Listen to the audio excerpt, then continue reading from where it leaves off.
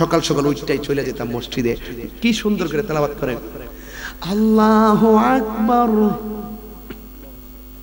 যারা উমরায় গেছেন, হজে গেছেন, পুরো এলাকাটা জুড়ে একটু মাইক, আল্লাহু আকবার,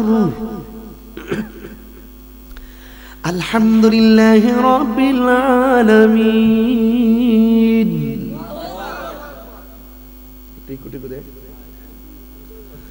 আর রহমানির রহিম মালিক ইয়াউমিদ্দিন ইয়্যাকা না'বুদু ওয়া ইয়্যাকা নাস্তাঈন ইহদিনাস সিরাতাল মুস্তাকিম সিরাতাল লাযীনা আন'আমতা আলাইহিম গায়রিল মাগদুবি আলাইহিম ওয়ালাদ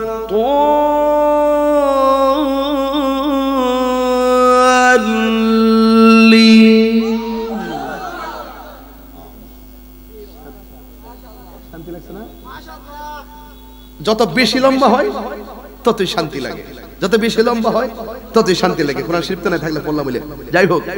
এরপরে আবার কিছু কিছু কারি আছে, আল্লাহু আকবার আলহামদুলিল্লাহি রাব্বিল আলামিন আর রহমানির রহিম মালিকি ইয়াউমিদ্দিন ইয়্যাকা না'বুদু ওয়া ইয়্যাকা নাস্তাঈন ইহদিনাস সিরাতাল মুস্তাকিম সিরাতাল লাযীনা আন'আমতা আলাইহিম গায়রিল মাগদুবি আলাইহিম ওয়ালাদ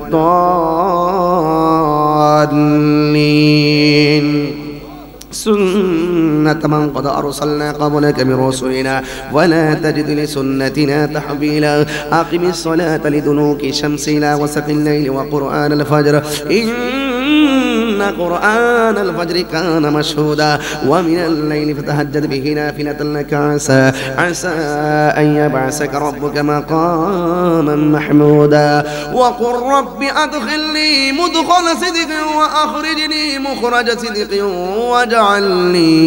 واجعل لي من لدنك سلطانا نصيرا وقل جاء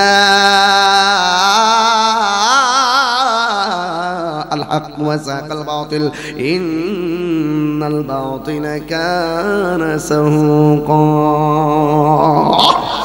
আরজুরগণ আল্লাহু আকবার কোন না কেন? এখন বলবেন হুজুর তেলাওয়াতটা করলাম কেন? বাইরে সারাদিন গেছে পড়ছেন না তো কোরআন শরীফ, একটু নিজে তেলাওয়াত করলাম, আমি যে সওয়াবটা পাইছি আপনারা শুননা এই সওয়াবটা পাইছেন। এই কোরআনের আমেজে আপনারা যে মহব্বত করে আল্লাহকে ডাক দিয়েছেন, এই ডাকের দ্বারা মুর্দা কলব জিন্দা হয়ে যেতে পারে। কথা বলেন ঠিক না বেঠে? একটা মানুষের হাত যদি কবুল হয়ে যায় তার উসিলে আমরা মাপ পাইতে পারি কি পারি না? আল্লাহর হাবিব বললেন أعطيناك الكوثر فصل لربك وانحر إن شانئك هو الأبتر আল্লাহর হাবিব পরে শোনাইয়া দিলেন, নামাজ পড়বো আল্লাহর জন্য, আর আমাকে যারা নির্বংশ বলছে তারা নির্বংশ। আমার আল্লাহ আমাকে হাউজে কাউসারে দান করে দিয়েছেন। কিন্তু কাফেররা যাইয়া তেলাওয়াত করতে গিয়েছে, অনেক কাফেররা হাতের মধ্যে পাথর নিয়ে দাঁড়িয়ে আছে, কিন্তু তারা কোরআনের মতো সূরা বানাইতে যাইয়া মা ফাতেমা তাকায় রইছে ওরা কি করে। আমার নবী কিন্তু বলছে যে আমরা তেলাওয়াত করব, আমরা যদি কোনো ভুল থাকে, আমরা যদি আমি নসল বলছে আমারটা যদি বানানো হয় আমি যেন ধ্বংস হয়ে যায়, তোমাদেরটা বানানো হইলে আল্লাহর পক্ষ থেকে গজব আসবে, গজব। এই দুইটা শর্ত সুরাইয়া দিছে।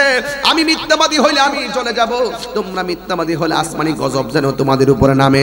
এই শর্ত নিয়ে তারা মাঠে আসছে, আর মনে মনে ভাবতেছে নবী তো তেলাওয়াত কইরা ফেলাইছে, নবীর সঙ্গে অনেক চলাফেরা করেছি, কোনদিন তো নবীর মিথ্যা কথা বলতে শুনি নাই। এরপরে মনের ভিতরে ভয়, শেষ পর্যন্ত কাফেররা বলতেছে ঠিক আছে ঠিক আছে, ইন্না আতাইনাকাল কাউসার লাইসা হাযা কালামিল বাশার। চিৎকার মেরে কন্যা আল্লাহু আকবার। এরপরে কাফেররা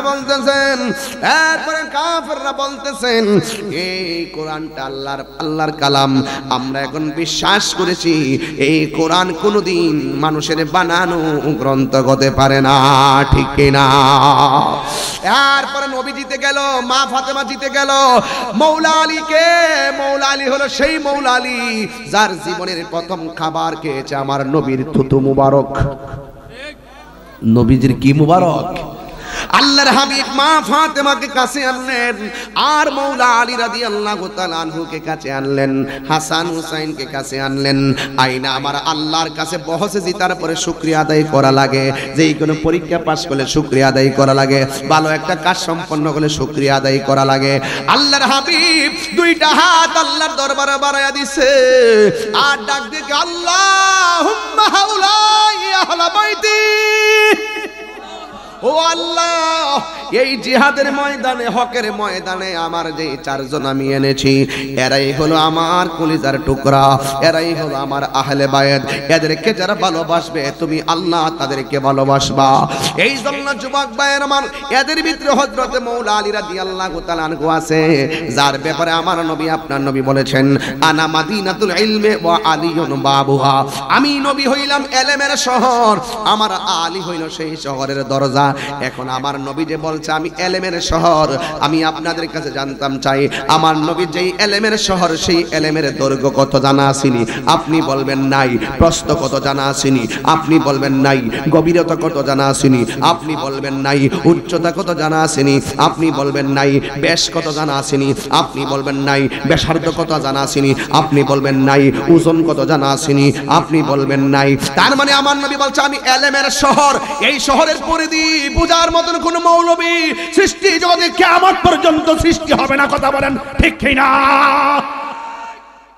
ওয়ারাফানা ওয়ারাফানা লাকা যিকরাক, হে বন্ধু আপনার সম্মান আমি বাড়িয়ে দিয়েছি। আল্লামাকা মালাম তাকুন তালাম, আর রহমান আল্লামাল কুরআন ওয়ালা রাতবিউ ওয়ালা ইয়াবিসিন ইল্লা ফি কিতাবিম মুবিন।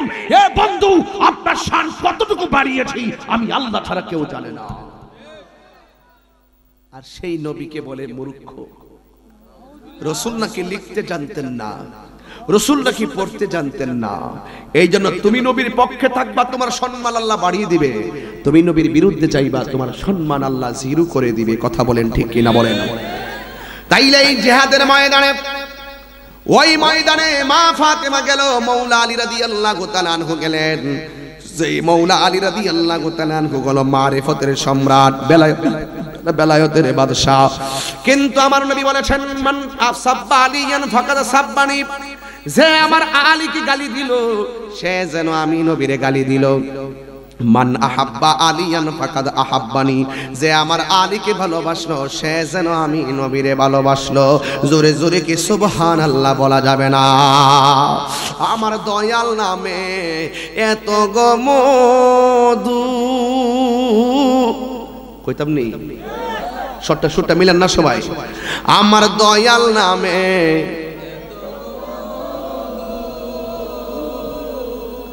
এই এই তুই দিয়ে দিয়ে সাইরিস কোন, আমার দয়াল নামে এত গো মধু,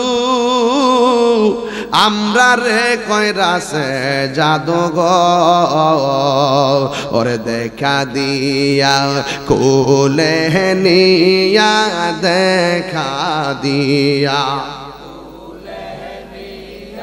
নিবাও মনের বেদনা, আমার মন গয়াসের দেওয়ানা, আমার দয়াল নামে এত মধু, দয়াল নামে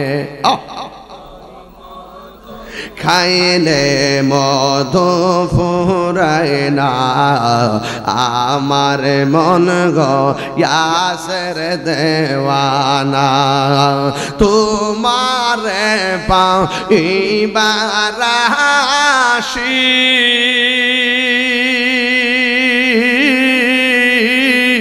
ঘুরতেছি পাগলের বেশে গো, দেখা দিয়া কোলে নিয়া, দেখা দিয়া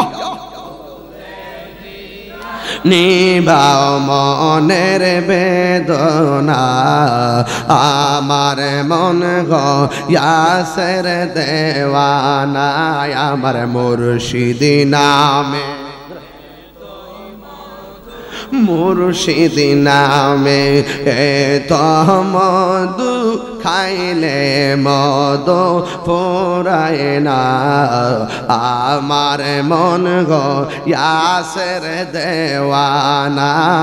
জোরে জোরে কি আল্লাহু আকবার বলা যাবে না?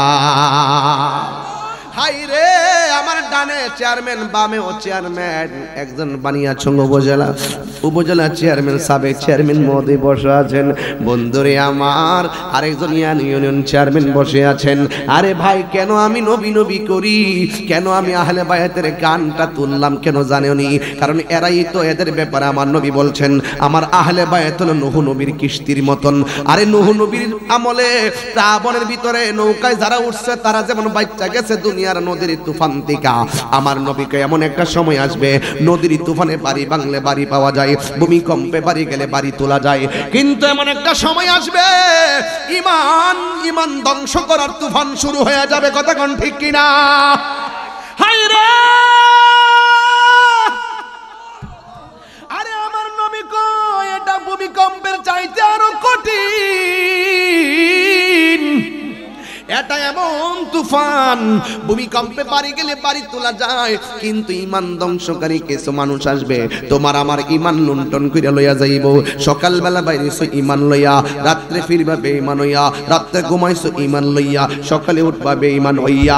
আল্লাহর হাবিব বলেন এমন ভাবে ইমান লুণ্ঠন করবে যেটা তুফানের চাইতে বাড়িঘরের চাইতে তার ভয়ঙ্কর। কারণ ইমানের উপরে তুফান আসবে, ওই মুহূর্তে যার অন্তরে আহলে বায়াত থাকবে, যার অন্তরে ফাতেমা থাকবে, যার অন্তরে মৌলা আলী থাকবে, যার অন্তরে ইমাম হাসান থাকবে, যার অন্তরে ইমামে হুসাইন রাদিয়াল্লাহু তাআলা আনহু থাকবে, এদের ঈমান চুরি করতে কেউ পারবে না।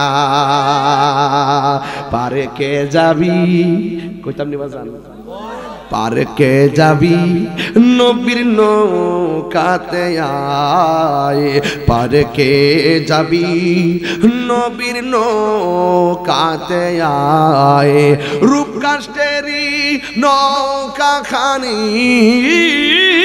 রূপ কাষ্টেরি নৌকা খানি, নাই ডুবার বয়ে পারে কে যাবি নবীর নৌকাতে আয়। আসল কথা বলতাম নি, নবী না মানে যাহারা,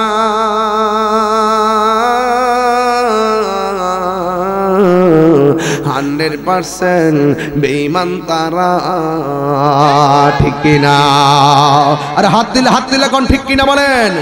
নবী না মানে, বাবা সময় না রাখ, নবী না মানে যাহারা 100% নষ্ট তারা।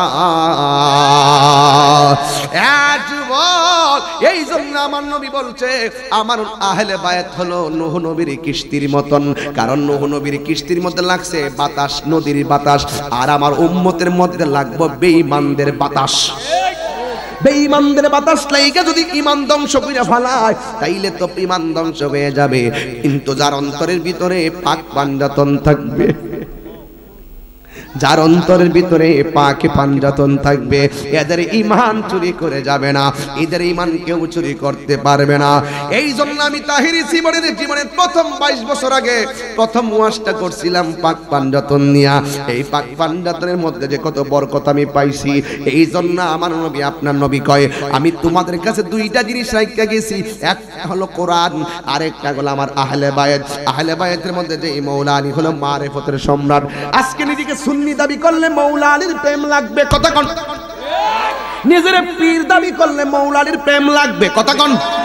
নিজেকে ওলি আল্লাহ বানাইতে গেলে মৌলা আলী লাগবে, কথা কোন? এই জন্য মৌলা আলী হলো বেলায়েতের সম্রাট। এই বেলায়েতের সম্রাটের দরজায় যাওয়া লাগবে, কারণ আমার নবী বলছে আনা মাদিনাতুল ইলমে ওয়া আলিয়ুন বাবুহা, আমি নবী হইলাম ইলমের শহর, আমার আলী হইল সেই শহরের দরজা। এই জন্য আলী রাদিয়াল্লাহু তাআলা আনহুর কেমন পাওয়ার ছিল শুননা যান। একটা কারামত কইয়া যায়, ইরাকের ফুরাত নদীতে একদিন এমন একটা তুফান শুরু হয়েছে, এমন একটা ঢেউ উঠে গেছে, জীবন জীবনে এত প্লাবন এই নদীর মধ্যে হয় নাই। এই ফুরাত নদীতে এমন প্লাবন উঠে গেছে, প্লাবনের কারণে নদীর পারে পানি উঠে গেছে। নদীর পার বাইয়া আইসা ঘরের ভিতরে পানি ঢুকে গেছে। গত কয়েকদিন আগে তো আজমিরিগঞ্জে বন্যা হইছে কিনা বলেন? আমি নিজেও তো নৌকা লয়ে আইছিলাম নিরে বাজান। আমিও কিন্তু এদিক আইসা গেছিলাম, সুনামগঞ্জ গেছিলাম, চট্টগ্রামের লোহাগাড়া, সাতকানিয়া, চকরিয়া, কক্সবাজার ওই দিন চন্দনাই সেদিকে গেছিলাম। যেখানে বিপদ আপদ হয় আমি গুনাহগারের যদ্দুরা তৌফিক আছে এই তৌফিকটা দিয়ে মানুষের লাগে করতে মনে চাই। এই জন্য মানব সেবা করবার লাগে আমার বড় শখ। যদ্দুরা তৌফিক দিছে মানুষের পাশে দাঁড়াইবেন। গরুটা জবাই করছেন কোরবানির, ঘরের পাশে কোরবানি করে নাই। নিজের ফেটের ভিতরে গরুর গোশতটা দেওয়ার আগে গরিবের ঘরের মধ্যে গরুর গোশতটা পাঠাইয়া দিবেন। ঈদের মধ্যে যাওয়ার আগে ওই পাশের ঘরের মানুষটা টাকা দিবেন যেন নতুন কাপড় কিনতে পারে।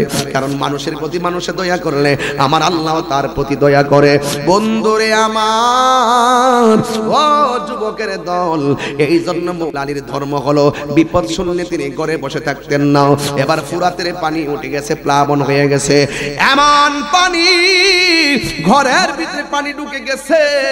ওই মুহূর্তে মওলা আলী রাদিয়াল্লাহু তাআলা আনহুর কাছে ফুরাতের তীরবর্তী স্থানে যারা আছে সবাই দৌড়াইয়া মওলা আলী রাদিয়াল্লাহু তাআলা আনহুর কাছে গেল। যাইয়া ডাক দিয়ে আমার বদর সম্রাট, মুশকিল কুশা, এসে রে খোদা মওলা আলী রাদিয়াল্লাহু তাআলা আনহু, আমাদের নদীর পানি এমন ভাবে উঠছে গো, আমরার ঘর বাড়ি সবাই এসে গেছে। আলী, এখন যদি আপনি একটু মুশকিল কুশা হইয়া আমাদেরকে একটু দেখতে যাইতেন। এবার মওলা আলী রাদিয়াল্লাহু তাআলা আনহু তিনি উঠলেন, ওইটা নবীর একটা আসকিনা মুবারক গায়ের মধ্যে লাগাইয়া হাতের মধ্যে একটা লাঠি মুবারক নিলেন। হাতের মধ্যে লাঠি মুবারকটা লইয়া তিনি সোজা চলে গেছেন ফুরাতের প্রান্তরে। যাইয়া গোরা দিয়া যখন রওনা দিবে, ইমাম আলী রাদিয়াল্লাহু তাআলা আনহুর দুইটা সন্তান, একজনের নাম হলো ইমামে হাসান আর একজনের নাম হলো ইমামে হুসাইন, দুইজন ডাক দিয়ে কি আব্বা, ও বাবা গো, কই যান? আমরা দুই ভাই আপনার সঙ্গে যাবো। এবার দুইজন ভাই রওনা হইয়া গেছে। আমার মওলা আলী রাদিয়াল্লাহু তাআলা আনহুর সঙ্গে তারাও ফুরাতের প্রান্তরে গেল।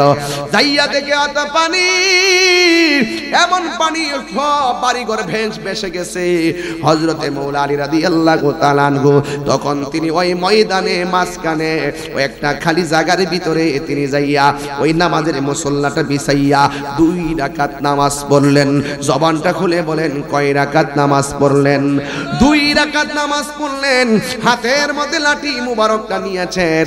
লাঠি মুবারকটা নিয়া ফুরাতের পানির দিকে শুধুমাত্র ইশারা করছে। ইশারা করতে দেরি রে বাবা, ওই ফুরাতের প্রান্তরের 1 গজ পানি এক ইশারায় কমে গেছে। এরপরে দ্বিতীয়বার আবার লাঠি মুবারকটা দিয়ে ইশারা করেছেন। দ্বিতীয়বার যখন ইশারা করেছেন এবার ওই আরেক গজ পানি কমে গেছে। তৃতীয়বার যখন ইশারা করেছেন আরেক গজ পানি কমে গেছে। আপনারা জবান খুলে বলেন এটা কি গায়ের জোর না বেলায়েতের জোর? এই বেলায়েতের জোর যদি অর্জন করতে চান, কামেল পাশ করে অর্জন করতে পারবেন না। সিনজিওয়ালাও এটা অর্জন করতে পারবে, কোদাল দিয়া মাটি কাটে বেড়া অর্জন করতে পারবে। এর বিনিময়ে শুধুমাত্র তোমার মায়ের পায়ের মধ্যে ঠোঁটটা লাগাইয়া দাও, মায়ের হাতের হাতটা তোমার হাতটা মায়ের পায়ের মধ্যে লাগাইয়া দাও।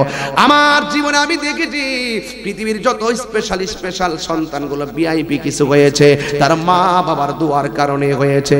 এই জন্য যুবক ভাইরাই আমার, ও আমার শিব পাশার বাবারা, আল্লাহর হাবিব তিনি বলেছেন মা বাবার দোয়ার মাঝখানে কোনো পর্দা থাকে না, এটা ডাইরেক্ট আল্লাহর দরবারে কবুল হয়ে যায়। মা বাবা দোয়া করলো কবুল হয়ে যায়, মা বাবা বদদুয়া দিল এটা কবুল হয়ে যায়।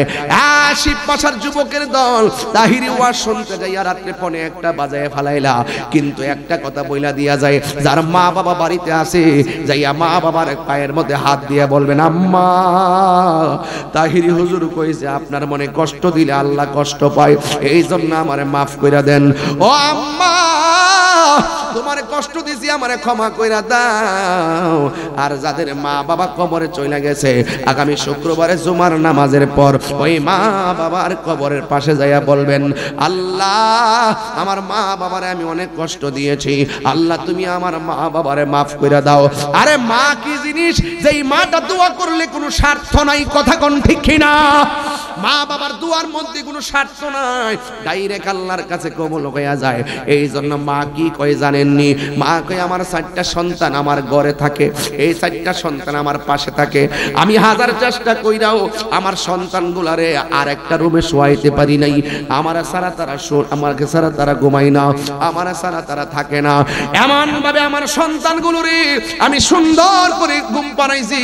এখন আমার সন্তান বড় হয়েছে, 4টা ছেলে প্রতিষ্ঠিত হয়েছে, 4টা ছেলের 4টা বাড়ি আছে, ওই 4টা বাড়ির মধ্যে আমার ছেলেরা এখন বউজিবত লইয়া থাকে, কিন্তু আমার সন্তানরা এখন ডরায় না।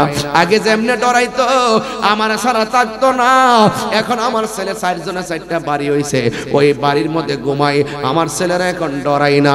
আমি বড় আনন্দিত, কিন্তু আমার মনে কষ্টটা কি জানোনি? কষ্ট হলো এটাই, একটা ছোট্ট পেটের মধ্যে আমার জাদুমণিরে 4 মাস 40 দিন জায়গা দিছি, দিয়ে আমার সন্তানগুলোরে আমি রাখছি। এখন আমার জাদুমণি 4 তলা বিল্ডিং এর মালিক হইছে, কিন্তু আমার ওই 4টা বিল্ডিং এর ভিতরে আমার একটা রুমের মধ্যে জায়গা আমার সন্তানরা দিতে পারলো না। এটাই হলো মা দুঃখিনীর কষ্ট, এটাই হলো মা দুঃখিনীর কষ্ট। নিঃস্বার্থে ভালোবাসে শুধু আমার মা, ভবে যার তুলনা নাই। নিঃস্বার্থে ভালোবাসে শুধু আমার মা, ভবে যার তুলনা নাই। সেই মা তোমার চলে গেলে গো, সেই মা তোমার চলে গেলে সার হইব কান্দন। এই জগতে কেউ হবে না মায়েরই মতো, এই জগতে কেউ হবে না মায়েরই মতো। বাবা গো বাবা, বাবা গো বাবা, বাবা তুমি কেমন আছো ছোট মাটির ঘরে? তোমার কথারই হৃদয় মাঝে পড়ছে বলো বাবা তুমি কেমন আছো ছোট মাটির ঘরে? তোমার কথারই হৃদয় মাঝে পড়ছে বারে বারে। বাবা গো বাবা, বাবা গো বাবা, কত আদর কত স্নেহ তোমার কাছে পেলাম, সব কিছু হারিয়ে আজকে নিঃস্ব হয়ে গেলাম।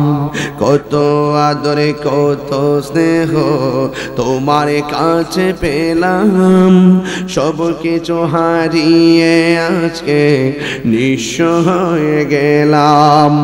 ভালোবাসি তোমায় বাবা, বুকটা যে যাইছি রে। ভালোবাসি তোমায় বাবা, বুকটা যে যাইছি রে। তোমার কথারই হৃদয় মাঝে পড়ছে বারে বারে। বাবা গো বাবা, বাবা গো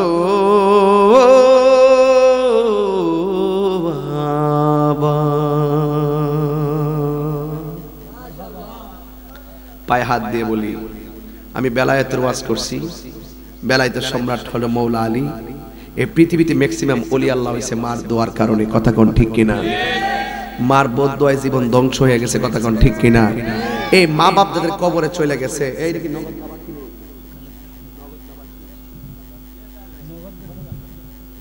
তার হওয়ার পরিবেশ আছে। আপনারা আজকের মাহফিলে যারা এসেছেন, মা বাপের রুহের মাগফিরাতের জন্য, এই ছেলে বাবা বসো বসো, একটা লোক উঠবেন না। গভীর রজনীতে এখন রাত্রে একটা মানে অন্য রাত্রে 3:30 সমান, বুঝতে হবে যে 5টায় সন্ধ্যা হয়, 11টা বহুত টাইম, 11:30। এরপরে আপনারা শীতের মধ্যে বসে আছেন, আমি চেষ্টা করছি একটা বেলায়েতের উপরে কথা বলার জন্য। লাস্টে বুঝাইলাম যে এই কোরআন মানতে হবে, আহলে বাইত মানতে হবে, মা বাবার খেদমত করতে হবে। এখন যারা আছেন সবাই কি দোয়া করে যাবেন? দোয়া না করে কে কে যাবেন হাত তোলেন তো দেখি। ওড়ো যাও, কি কর বেহুবরা। তাহলে আমরা দোয়া না করে যাব?